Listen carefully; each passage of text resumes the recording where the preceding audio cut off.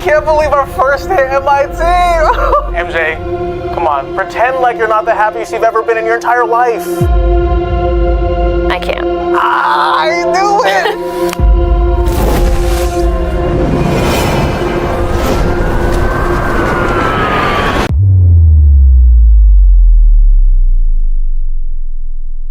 Everyone wants to know who Spider-Man is fighting next. But I think we're asking the wrong question.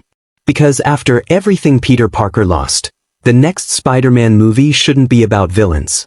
It should be about whether Peter can survive becoming Spider-Man full-time. And that might be the darkest Spider-Man story Marvel has ever told. At the end of Spider-Man, No Way Home, Peter makes a choice that completely rewrites his existence. The world forgets Peter Parker. MJ forgets. Ned forgets. His entire personal life disappears overnight. And unlike most superhero endings, there's no celebration. No victory. Just silence.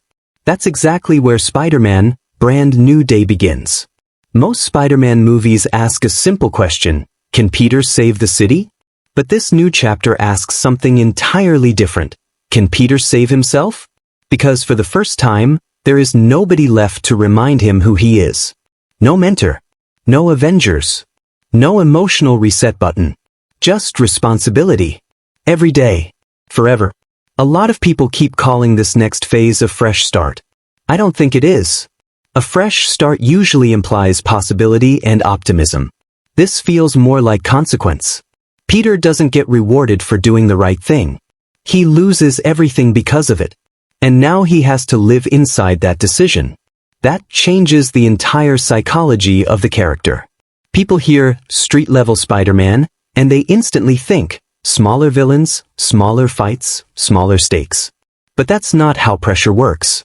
When there's no Avengers-level crisis to distract him, Spider-Man becomes responsible for everything. The robberies, the emergencies, the people nobody else notices. And eventually, that weight starts changing the person carrying it. What if the real conflict in this movie isn't a villain at all? What if it's isolation?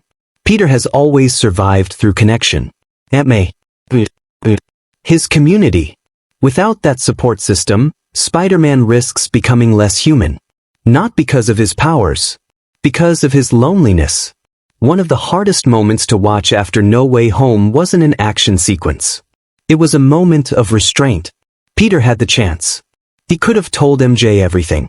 He could have tried to get his old life back. But he didn't. Because loving someone sometimes means disappearing so they can be safe.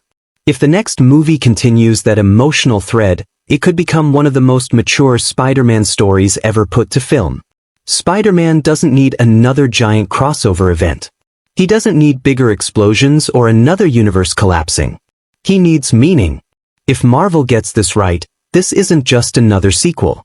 It's the movie that finally transforms Spider-Man from a teenager with powers into the hero he was always meant to be. Not because he wins, but because he keeps showing up. So, when the trailer finally drops, don't just look for the villains. Watch the silence. Watch how Peter moves. Watch how often he stands alone. Because this story isn't about what Spider-Man gains. It's about what he survives losing. If you enjoy cinematic breakdowns and movie logic like this, make sure to subscribe to Cinelogic. And let me know down in the comments, should Spider-Man stay grounded and street level, or should Marvel bring back the multiverse?